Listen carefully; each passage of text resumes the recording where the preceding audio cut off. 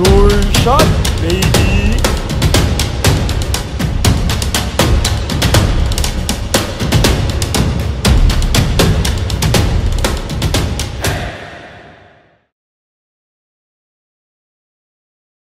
Hi, Diego! First of all, I just want to thank you so much for your support. Kahit na magkaibang side tayo, green-blue. Maraming salamat. And second, I heard you're a basketball player. I heard you're awesome. So, just continue to work hard. Continue to believe in yourself. Don't be afraid to make mistakes because dun ka matututo. And sana, maparod kita very soon on the UAAP hardcourt. God bless! So, good day, everyone. We're here for another episode of the DVD show. So, for today, we have a former Ateneo Lady Eagle and now a current media personality in Cignal TV. And she's been reporting a lot of news now. And she also recently covered the Tokyo Olympics in Japan. And now, welcome to the DVD show, Gretchen Ho. Thank you for joining me here on my podcast. Hi, Diego! Animo? One big fight. Mali pala yung suot ko, naka-blue ako ngayon. Dapat green ako. So, thank you on your show. It's great that you started the pandemic and we share the same love and passion for Philippine sports. Yeah, so thank you again for joining me here in my podcast. And I wanted to start things off to ask how have you been doing? Like, yeah, you covered the Olympics and now you covered two shows, or you to cover two shows on One News, I think, on TV5. So, how has your job been? How has life been? Like the pandemic pa din, 1.5 years na. Kamusta nga ba? October 1 today, or taping October 1. No when to air this, but the last quarter of the year, and napapaisip nga ako sa 2021 ko and how I wanna end the year. It's been busy. It's been a lot of work and medyo daming changes din. I moved from ABS-CBN to TV5 and just a lot of changes. And with the Olympics, covering that, me moving out where I am right now, this is my own place. Because of the virus, ayaw natin dalhin sa Pilipinas. It's been, how can I say it? It's been a wild ride, but a lot of fun. You mentioned that you were able to move now to Cignal, and a lot of people see you now that you're excelling, also working for them. And how was the decision like in moving to their network? Because before you were known to be on a lot of the ABS-CBN shows. So how was the decision process like, and for you to finally move to Cignal? Maybe it was parang a point of I realized that I wanted to grow more as an anchor, as a news person, and roles in ABS-CBN. Siyempre, galing ako sa Umaga sa Ganda, sa ABS-CBN Sports. This one is sort of like, getting promoted in a way kasi meron na ako na anchor role on both yung primetime shows ng TV5 tsaka ng One News. And apart from that, I also do reports. So, more than anything, it's really growth for me. Yung I know na yung role ko sa Kay Ganda noon bilang princess and going around tasting food. Parang okay na. I've learned what I needed to do at that stage. And here is the next stage of my life where I need to learn to be better. I guess I'm more intentional as a person when it comes to that. Very conscious ako of time and where I am, like in life, and what I parang wanna get out of each experience. Like each role, hindi ako masyadong kasi yung I don't really hang on to a certain position or a certain role for the sake of being there. But for me, I always pray about where am I supposed to be? What's my next step? And God was really leading me to move to TV5. And I think I made the right decision, not because I want to leave my former network. Mm. So much I've learned a lot.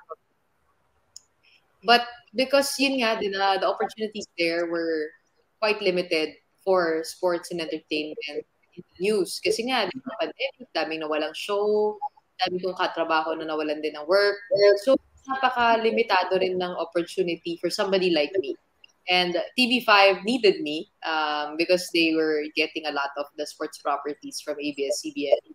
So, Yeah. saktong timing, saktong position, and just fell into place. Yeah, that's great to hear that you were able to be one of the well-esteemed journalists for TV5. And I wanted to ask, like you mentioned that you want to also strive to improve, like yung development mo naman, sobrang makikita ng mga tao ever since you started journalism full-time after deciding to call it quits for volleyball. So for you, now since you've been in journalism for over, I think, 6 years already or 5 years. What do you think you could still improve on for your personal growth and development with your new network specifically? Just keep on writing more stories. Like I want to do more angles for my stories. Kasi I've been doing features for a long time. So, ngayon I want to improve on that. Like add more texture, add more layers to it, add more voices, add more angles, and even the kinds of stories that I want to do. I don't want to do yung day-to-day na nagre-report ka lang ng mga nangyayari. Parang mas gusto ko mas malalim na pagkwento. That's probably my next step, my next goal, direction in life, to do more of that. But I'm taking it step by step. I'm not hurrying. I'm a work in progress, just like you with this podcast, with everything that you've been doing. I think we're all learning, and that's the most important thing of whatever we get our hands on, whatever we try to do out there. Yung growth natin, self-expression, and most of all, the purpose that we serve. So, ako parang hinahanap ko lang din. Ano ba yung gusto kong, what kind of broadcaster I want to be. Like, Yeah. I want to be known. What my next challenge is. I guess that's the kind of person I also am. I'm always looking for my next mountain to climb. Naman ko, mahilig kasi ako sa science, eh. So, it's quite obvious naman. Mahilig ako sa challenge. So, I like taking on the difficult things. So, even if like the Olympic coverage was pretty difficult because we were just dalawa lang kami dun ni Paolo, and we were shooting, we were writing scripts, and we were reporting live, we were interviewing also, and had to appear in front of the camera and all of that. That was quite the challenge, but it was very rewarding when you're done with it. When you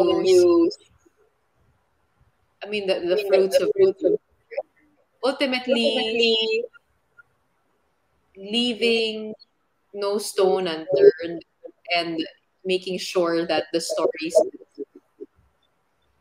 Yeah, I like also that na you want to be able to portray to the audience or share to the audience a different way of the story of like an athlete or a topic, because it's not the normal way that the way they hear it with the other news outlets. But then for you, do you have like a habit or a way of inspiring yourself in order to continue learning? Like for instance, I don't know, for me, I like watching a lot of international sports podcasts or shows, because I feel I'll be able to learn on how they express their views and opinions and how they articulate their thoughts on certain sports topics. But then for you, how do you feel you could improve on that aspect? I actually do that too. I listen to that. I watch YouTube. My favorite host, si Robin Roberts, yung paborito ko sa Good Morning America. Kasi galing siya sa ESPN. Reporter siya. Tapos nag-transition siya after quite some time being an anchor for the morning news show. And not sure if that's my own trajectory also. I love the morning show. In-invite ako to do the morning show again sa TV5, but sabi ko, I need to grow more eh. I mean, galing na ako doon. I need to grow pa outside of it para the next time, an opportunity like that comes again, I'd be more prepared for it. So, yun, I watch her. I watch Oprah, favorite ko rin. I watch Ellen DeGeneres.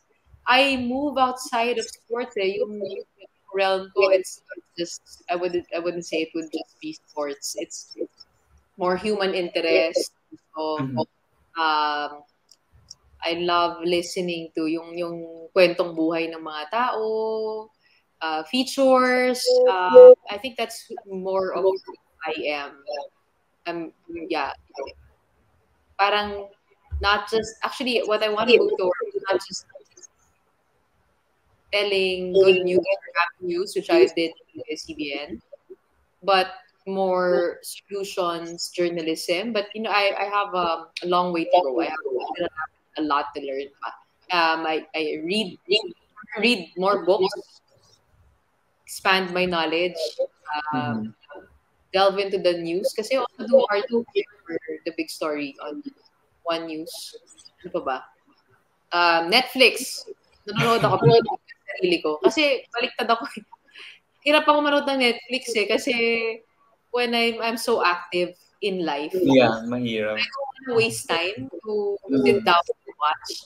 But as a media personality, I have to watch kasi that's what people are talking about. And also be exposed to the different ways of storytelling, the different ways of shooting, ano ba uso ngayon. Kailangan ko talaga gawin yun. Kaya lang, so, din kasi akong, parang I wanna be and in the virtual realm. Ganon akong conflict. Yeah. I think setting aside the proper time for that, I try to do that while I'm doing my Yeah. Okay. Because I also do stationary bike a lot, but then now I run around the village then, and then sometimes I watch my other sports shows then or Netflix while doing stationary bike before, because it saves up time. You're doing two things at the same time, so I can relate. And I think I should also read books more, because honestly I don't read a lot of books, and I only read articles. Yun yung kulang sa generation natin yung pagbabasa ng libro. I think if you do read a lot more books, you'd have a significant advantage already in being able to express yourself better. Ako kulang pa ako kasi sa totoo lang yung memory ko parang short term dahil kakabasa ng tweets, kakabasa ng ganun lang din ako. Yeah. It's bad, di ba? Pero I want to be better. I see a whole room for improvement for myself in that area. That's why I have a lot of here that I'm planning to read. Kasi kakatapos lang din ng Olympics, kakatapos na nung bike life ko. Kaya ngayon ako talagang nagkakaroon ng panahon. Yeah, that's true. Like before, my parents also tried to trade me when I was younger to read books. But then when I got older, I kind of stopped now. But then I guess it still kind of helped because it helped with writing, with sports writing, with vocabulary and all these things. Pero I think it's good to learn because the way they tell the stories there is different from the articles I read online or the tweets on social media or the comments. So I think I should improve on that as well if I want to excel in journalism in the future. But then the next part of the interview that I wanted to tackle is how the upbringing and childhood of yours was integral also in your career now, because that's what I also ask for the athletes that I've guested here. But then for you, I'm curious on how your upbringing and childhood was integral in journalism. Now that you are excelling here in this field, you could focus on that part, on how maybe I know you're close to your family. I see on social media that they're very supportive of your career. So how did they shape you? How did they guide you in regards to pursuing this career of yours? To be honest, journalism and broadcasting wasn't really in the scene when I was younger. Never imagined to enter TV when I would grow up, kasi wala naman kami history of that at all in the family. I think I'm a product of a lot of good luck, good timing, and hard work, and the Lord's provision. We are passionate for sports though. My dad was a basketball player. My mom plays badminton. My brother plays badminton varsity for you. Pinsan ko din very athletic. We're very athletic. Mas basketball actually kesa volleyball. Volleyball din pala yung mom ko noon. Pero wala na masyadong, wala pang spike nung time niya. In terms of TV work, I wouldn't say that they would know anything about it. It's really, if there's anything that my parents taught me, to work hard and to use whatever opportunities you've been given, make the most out of them, and see where it goes, I guess. Yung do your best all the time, yun ang sinasabi nila. Just do your best kung meron kang opportunity makuha, matanggap. And pagiging hardworking, I got it from my father. My father, talagang galing sa wala yung tatay ko eh. So, to give us a good life, good education, really credit that to him. My mom naman, I would say the emotional one. So, yung puso, sa kanya ko nakuha yun. So, if you combine hard work and puso, that would be me. Pero naman ako sa parents ko. Pero very supportive naman sila sa amin. My brothers, one is an attorney, one is a doctor, and the so is in finance. We're all professionals. There's one common thread between all of us. That would be it. Hindi kami nagbi-business, pero professionals kami. Kasi naranasan namin na mahirap yung business for our parents.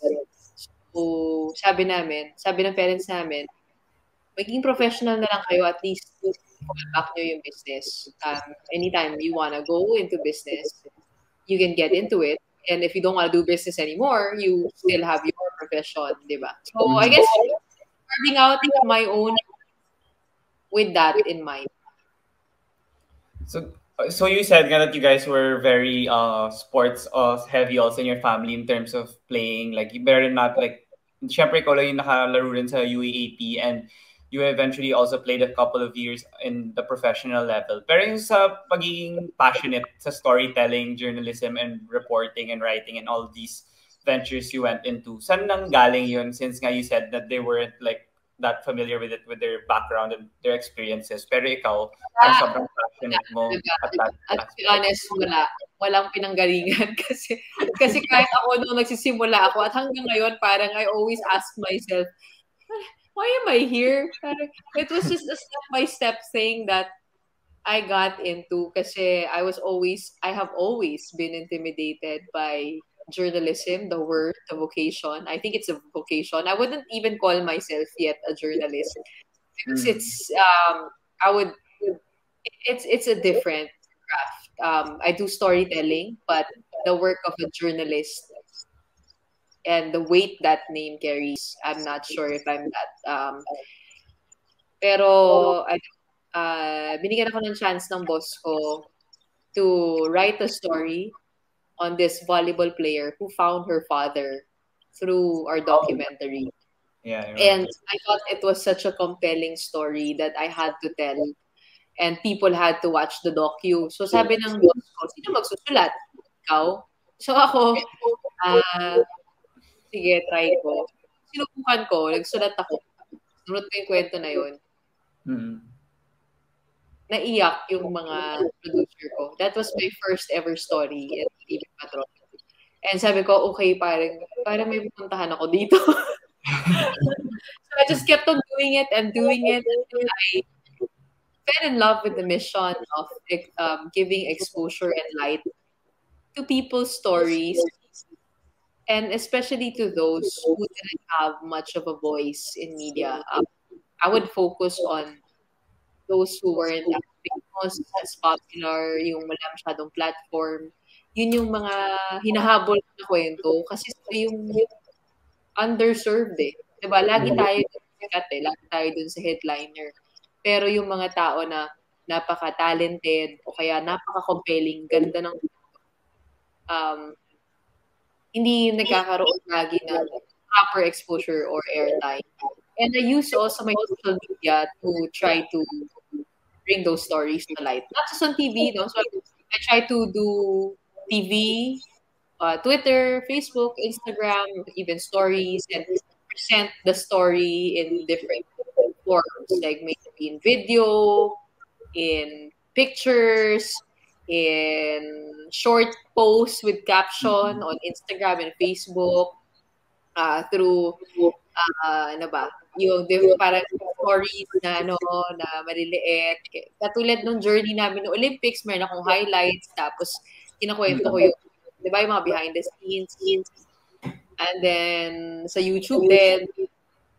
So, parang I think we're in a time we can use other platforms to bring the story closer to everyone. I guess that's the kind of storyteller that I am. I try to be more innovative, creative with the tools that we have.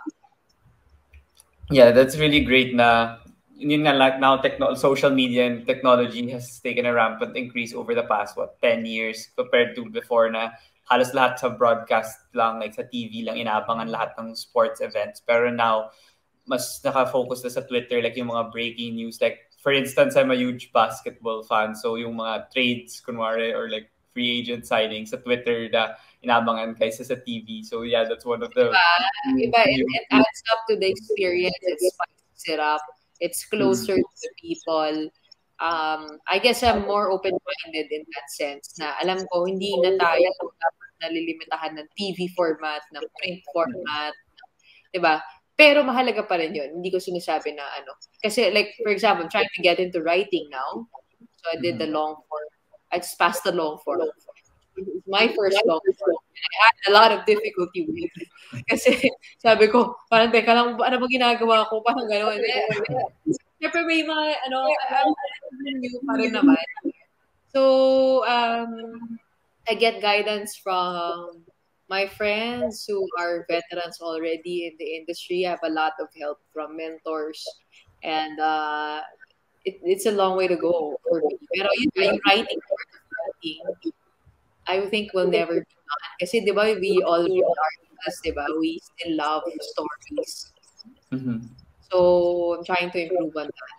Pabaliktad ako parang ako yung, start ako sa digital, tapos inaaral ko na ngayon yung mga forms.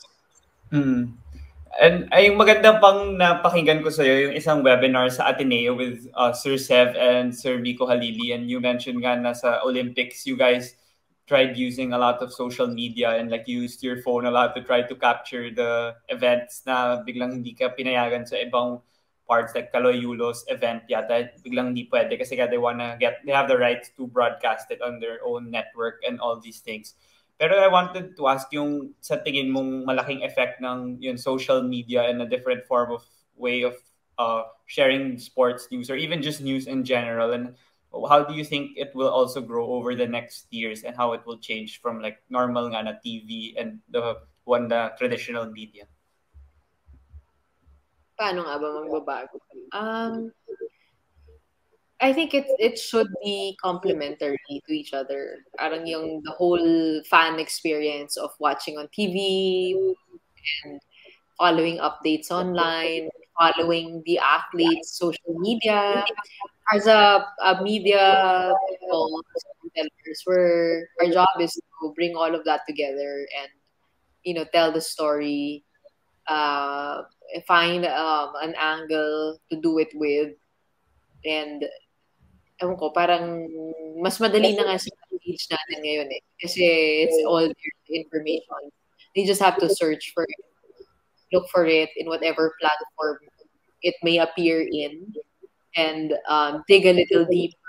I guess that's a challenge, no? Parang pagalingan na rin ng ng storytelling tsaka ng content kasi everybody can do it now So that's good. That's a lot of space, diba? A lot of space for creativity, for voices, for storytelling, for more stories to be told, but also it challenges you to come up with something good.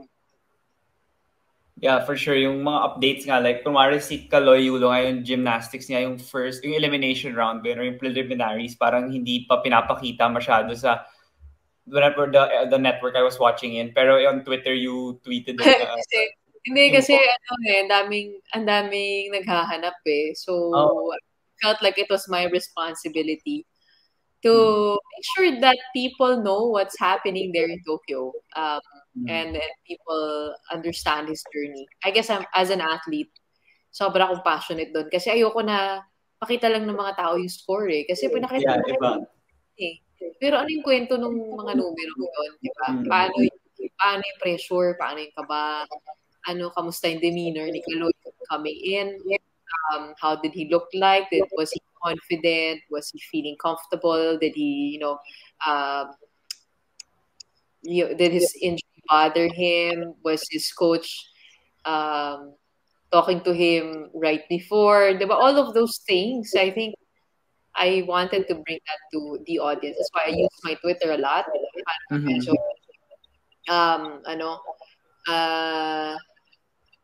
parang live tweeting ginagawa ko noong time na yun eh. Tapos we would take that, yung mga na-observe namin, we convert it to, we do a live report.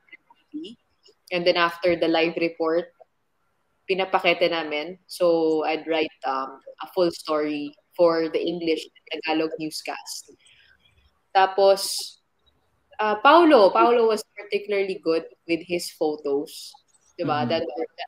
Those were used a lot by the online websites that they use together with their stories. It's more collaborative, I think. And when you're a storyteller nowadays, a journalist, the challenge is you have to be flexible and able to do a lot of things like shooting, writing, producing, taking photos, taking videos, editing.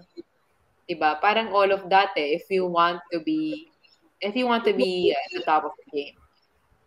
Yeah. At sa daming roles na sinasabi mo na ready ka pag ganyan yung trabaho mo. And I wanted to ask kung sa tingin mo, gaano kalaki yung tulong nung pagiging student athlete. And I read before interview na you were a double degree, tapos you were a double degree graduate in Ateneo na management engineering pa, tapos sa Ateneo parang starting 6 ka pa, tapos now nga you are in journalism and you are able to balance your time despite having a lot of responsibilities and you're able to excel in it. So did your athlete side and student athlete side in college and in high school eventually help you also now in your career? Super. I mean, a lot. Like my course trained me to prepare, study before going into anything, and it gives you the best chances of being successful at whatever that is. So, like yung Olympics, it took us months to study each of the athletes, and we really interviewed them, got to know their backgrounds, got to know their respective sports. Eh, hindi siya yung parang, okay, pumunta ka na doon sa Japan, salang ka na lang, bahala na. Hindi ganun eh. Kailangan, I think, respetuhin mo yung trabaho mo enough to do research and to understand where the athletes are coming from, what context they have, what their struggles are, so that when you get to the venue, you already know which photos to take, what stories to tell. When you, like, for example, when I take a photo of him showing him disappointed with his performance, it also comes with that historical context na he's been living in Japan for how many years. Shy boy yan, kilalang tahimik.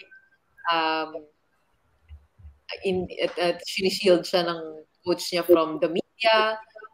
Hindi siya, parang he's been trying to learn Japanese, but he's also, even though he lost, he's also made a lot of emotional growth kasi hindi siya nagsasalita noon, hindi niya decipher yung emotions niya. Pero nung in-interview siya post-game, he was talking about dealing with his emotions. Na iniyak niya yung pagkatalo niya in one night para okay na siya for the vault finals. Diba? So, if you understand where the athlete came from, you know how to better tell the stories to your audience and to make them understand that it's not just a simple, winning of a medal, but it's this medal that they're holding means so much more than that to them. And para sa akin, as an athlete, I'm so passionate about that. And the preparation time gives me a lot of confidence to appear in front of the camera. Basta ang ano ko lang naman, no, ang mentality ko lang naman, kahit, alam mo yon, kahit na hindi ka yung, kasi will always be somebody better than you in whatever aspect of whatever you're doing. Like, but what you can appear with every day when you go to your job is your best. And I always try to do that and to learn. Have an open mind, prepare as much as I can, and do my best. My own character, personality, to mixture and tell the story first and foremost. Yeah, that's really great, and I really noticed that also in the way you interact with the athletes, because yun na parang nararamdaman ko rin nga na athlete ka because you are able to get the answers from them. You are able to get the quotes that people will want to hear from them. Not every journalist or every reporter has that skill, and I believe that that's also the reason why it helped you become like that, because of the journey you went through with volleyball and eventually cracking the spot here in the journalism industry. But then I wanted to also I wanted also to ask about like sila Charles Barkley, sila Shaquille O'Neal. They also are athletes before now they are journalists and they appear on television a lot, and they are able to also have the courage to ask the athletes questions, and sometimes yung mga sagot na yun hindi naman nabibigay ng mga ibang journalists kasi baka nga since athletes sila before, NBA players sila before, iba yung impact. So for you, ganun din ba sa tingin mo, and why athletes are also comfortable and they're willing to share more of their emotional and troubles or their hardships in preparing for Olympics, for instance, or just Gilas Pilipinas, for instance, like the preparations in Kalakalang bubble. Do you think that has an effect because you're an athlete I think also? that's a very good question. I think the reason why um, they share a lot with me, and I've been so sensitive with it, is because you have to establish this level of trust with your interviewee, with your athlete. Um, as a sportscaster, you have to understand that it's not just about the story, about you bringing something out to you, diba? You have to be their team. What do I mean by that? When you release your story, it has to be helpful to their goals. Just remember na these are sports people who are aiming for something. They're aiming, our national athletes are aiming to bring pride to our country. But if you put them in a vulnerable situation, na they feel they will just be attacked or exposed. What do I mean by that? For example, I get a lot of their mental struggles. They tell me about that, Yeah. or they tell me about their physical struggles. And if I reveal all of that to the public and get them into trouble, they will probably just give me one interview when that's done. Kasi I didn't think of their best interest.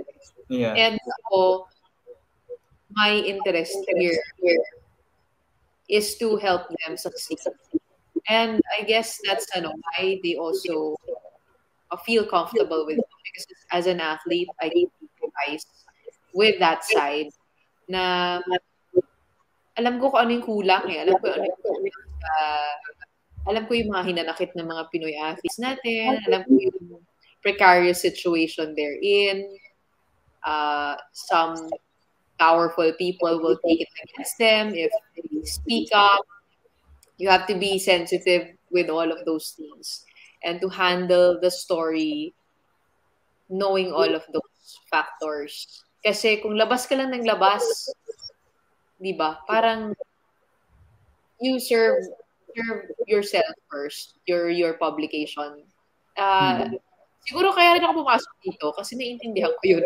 Not Yeah. everybody's like that eh. Kasi some people would interview me and then twist my words around and put it in, context that I don't like, Mm. na doesn't serve my truth well.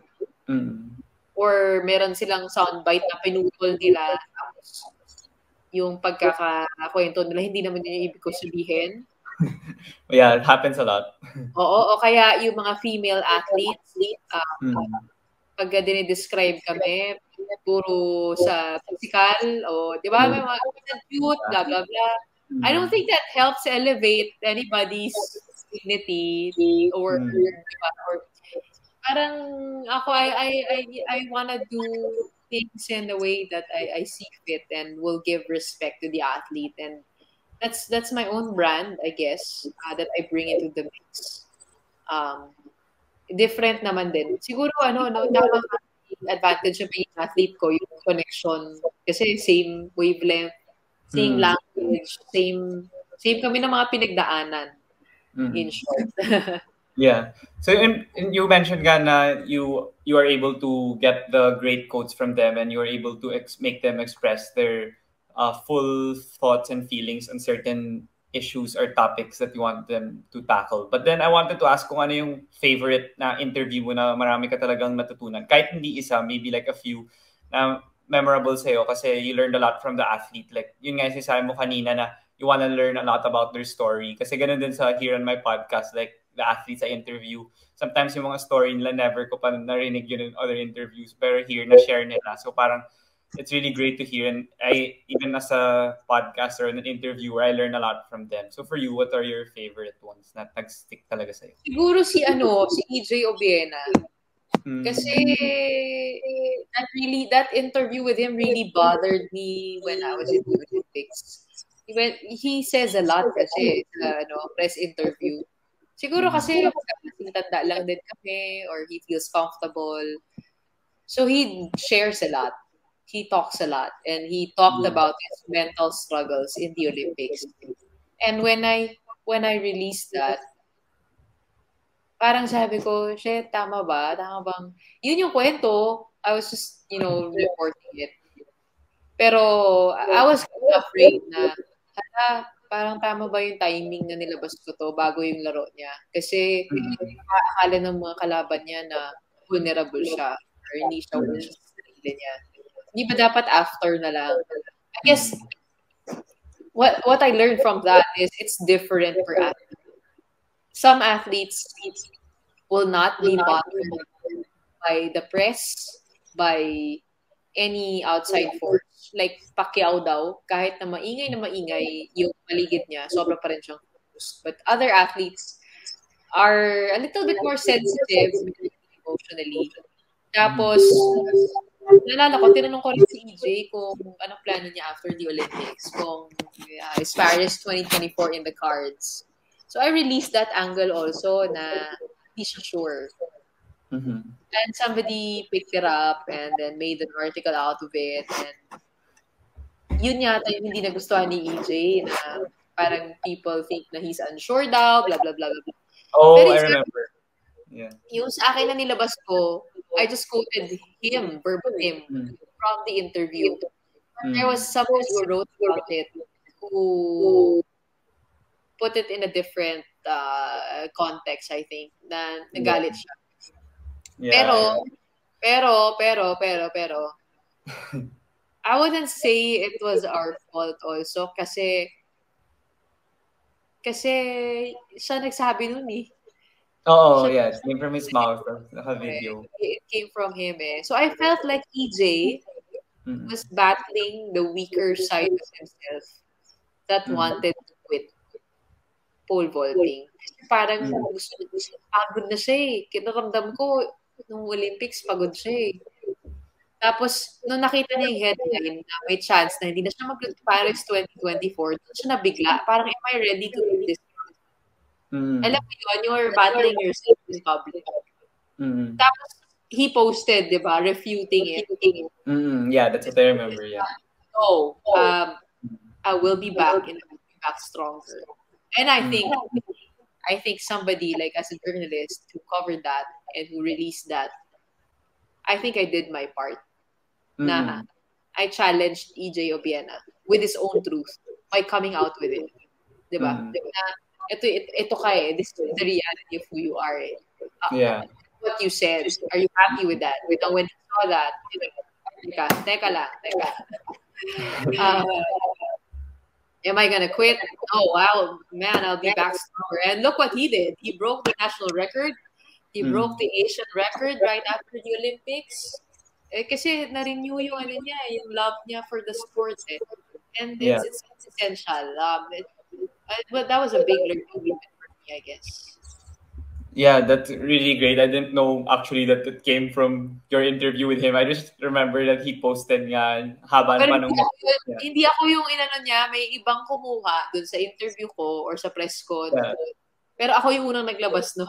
Yeah, I didn't know nga na ikaw yung unang naglabas. Baka hindi ko lang napakinggan yung interview na yun. Pero yeah, I didn't know that ganun pala yung dahilan rin. Bakit someone posted an article and then bigla he posted that long message on his social media. But yeah, that's... kasi may rumors na kasi na he wanted to quit eh. Kaya I had to ask.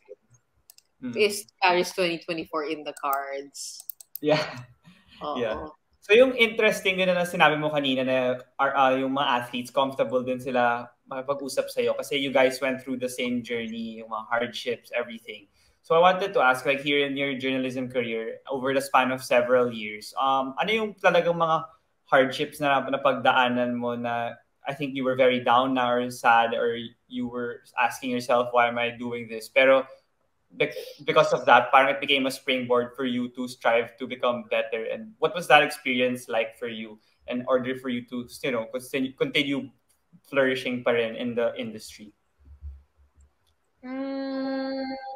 Probably not being given chances to cover certain stories that I felt like were apt for me. Like volleyball, for one. Ayaw pa ako ipag-cover ng volleyball noon eh. Pero nilaban ko yun. So, nakuha ko naman. Kasi, I really did my best then to fight for the story. Pero initially, they didn't want to give it to me. And, yun, yung hindi ka magkakaroon ng chances to show what you can do just because you're different. Because I come from a different world. I came from being an athlete to getting into TV. Hindi ako nag-regular reporter. Hindi ako nag-write. I learned to write on my own. Having space for that on TV Patrol once a week. And choosing the stories that I wanted to do. It wasn't the normal, usual route. But it's because different din yung pinanggalingan ko and yung choices ko. Pero I've always been true to the craft, I would say.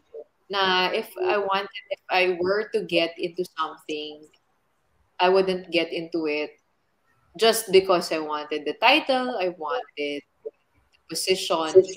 I'm very conscious, I guess, with my choices. Like being in the news right now, being a news anchor, I also study a lot about what's happening. Kasi I give so much respect to the opportunities that have been given to me. So, and it's because I've, experienced being sidelined also. Yung masyadong, parang bench player ka lang, di ba? Yeah. So, umpisa, ganun, yeah. Bench player ka lang, tapos hindi masyadong pinapansin. Kahit na alam mo, kaya mo eh. Skill ka eh. Ganun nga. Pero, yung time na yon na bench player ako, I used it to learn a lot of things. So, I did a lot of digital videos. I did a lot of stories on the side. I worked with my social media. I kept on posting online. Kept on writing. Kept on experimenting. Grew my following. Kaya nung nabigyan na ako ng break, which is yung Olympics, I felt like I knew how to move already. Kasi Naral ko na siya nung pledge player pa lang ako. Mm-hmm. So, yun. Yeah, that's really great that you had that mindset kasi syempre hindi naman lahat ng mga tao na may ganung mindset na gusto pa rin matuto ng marami kahit yun hindi sila masyadong binibigyan ng attention or ng opportunities kasi yung iba baka bad trip na lang sila. They decide they're frustrated already and they want to try something else where they feel they'll get more or limelight or opportunities. But then at least for you, you were still focused on what you really wanted to do. And that's really great to hear. And yung isa pang question that I wanted to ask was yung women sa Olympics because like sila Heidelin, sila Nesty Petesio, they really performed well and you were able to interact with them. So what do you think is the future of women's sports? Kasi yun nga, dati medyo hindi ganun ka popular here in the Philippines or sometimes may mga stereotypes or may mga controversies on how they're portrayed on the media and all these other things. Pero for you, ano sa tingin mo yung kamusta naman yung progress and how optimistic could we be about the future? Nakakatuwa na yung unang nanalo ng ginto babae. Diba? Parang that's so strong of a statement for Filipinos, for women here in the Philippines, for women in sports. Nesty has been open about her gender, but that also is a strong statement, diba? Na nasa boxing siya. Marjeline also, nasa skateboarding. Sino pa ba yung mga babae natin? Si Irish Magno. And yung mga golfers natin, si Yuka Saso, Pagdanganan. Yeah. Kakatuwa, ang dami. Parang, I love na hindi lang kasi sa basketball, volleyball, but also other sports that aren't so, mainstream. And the coverage, I think, is getting better. Kasi there are more voices, more younger ones to storytelling, younger ones getting into sportscasting. Volleyball, magulo pa rin volleyball. Yes, I follow. Diba? Parang mababash ka pa rin doon ng bongga. You got bashed na on Twitter. Ha? You got bashed on Twitter with Carmela Tunay. I saw the other day. Di naman. Konti lang. Actually, baliktad. Pinasayad ako namin yung mga BBW, mga Baby Bra Warriors na basher. Kasi pinasaya ko daw sila kasi may sinabi ako na nagustuhan nila. Baliktad. I was asking about it. Nabash lang kami ng konti kasi dun sa media votes. But good event naman. I think, yes, sports coverage is getting better.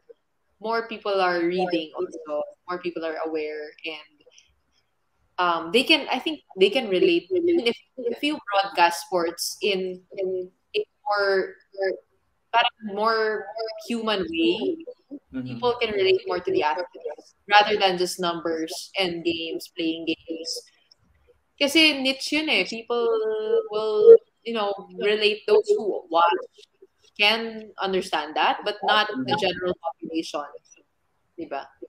So, the features also help. Yeah. So, thank you so much again, Gretchen, for joining me here on my podcast. But then I have like a few final questions that I usually ask my guests also.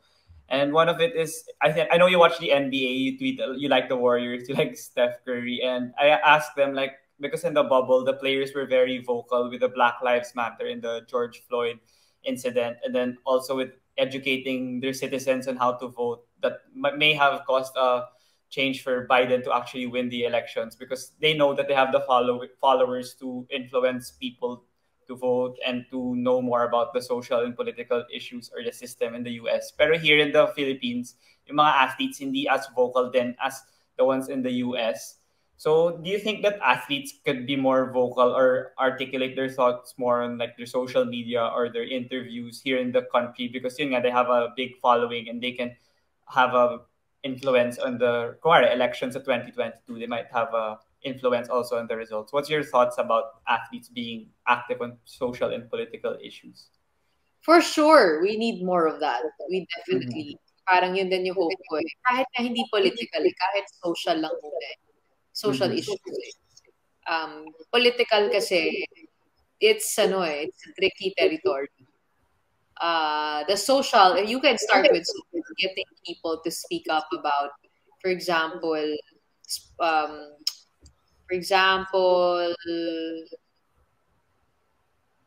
sports development.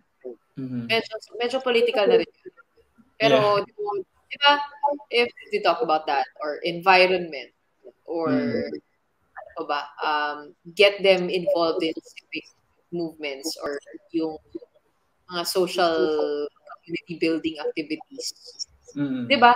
Parang, that's a step into being more aware of the issues. And then, when they do have the confidence, when they've studied, then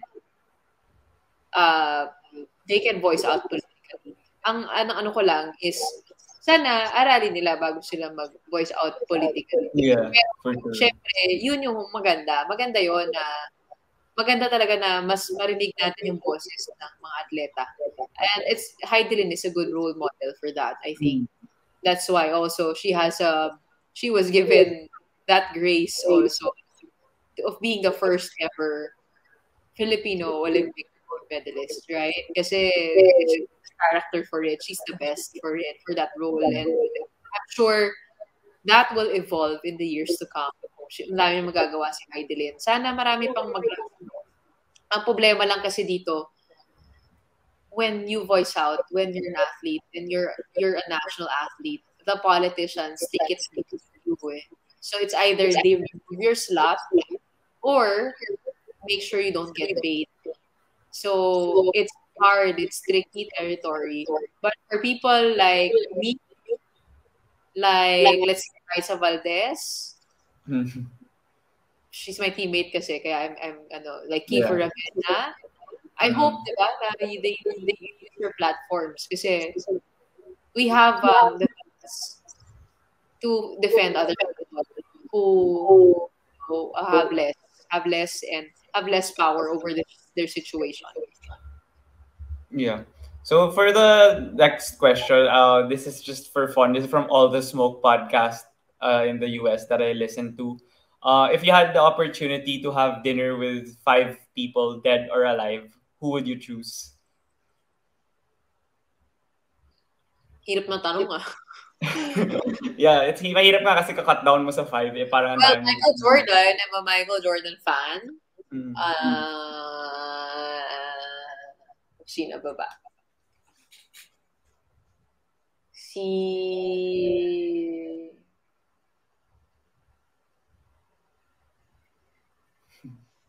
Adolf Hitler. Wow, okay. Wala lang. Gusto, di ba interesting? Dinner lang naman eh. Baka may matutunan ka. Diba? Third would be siguro Nelson Mandela. Okay, yeah. That's a great answer. I hear that from the other interviews. Fourth, sino pa ba? Ang hirap ng tanong mo,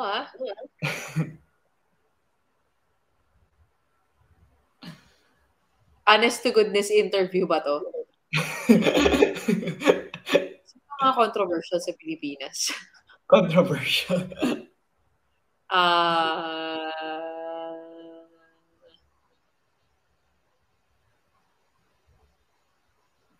Ang hirap, teka.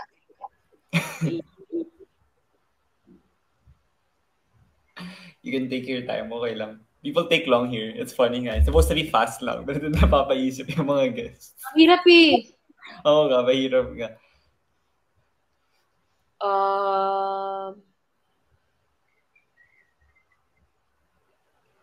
Sino ba mga idol ko?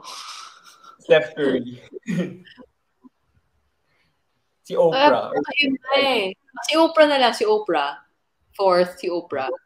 And then the fifth would be Jesus Christ. Wow. Yes. You said Steph Curry pala. I was there, I remember, when you were the host sa Under Armour event. Nandun pa ako ringside. Tapos he hugged you. Then everyone was like, was like laughing at you. I remember 2015 ba? 2016? Tagal na Oh, yun. nakalig ako nun eh. Yeah, naalala ko ba eh. Kasi I know you support the Warriors, like you tweet about them a lot.